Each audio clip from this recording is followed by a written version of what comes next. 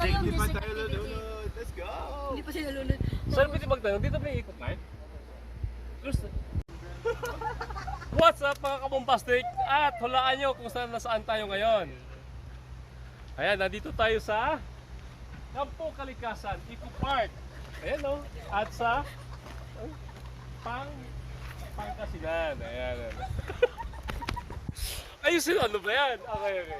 So dito sa Campo Kalikasan po, Campo Kalikasan, natagpuan natin dito sa Barangay Kayanga. Kaso, pag nadaan po tayo, dito po tayo sa Umanday, yung entrance po ng Umanday, dito po tayo nadaan.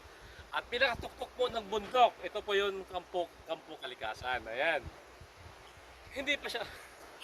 Ayan. Sa gilid merong dam. Ayan, may dam doon, bago hindi pa natapos.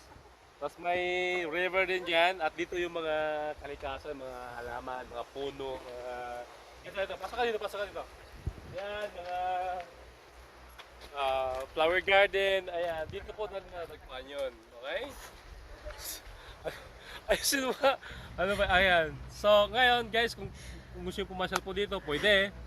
At dito po ngayon ay libre.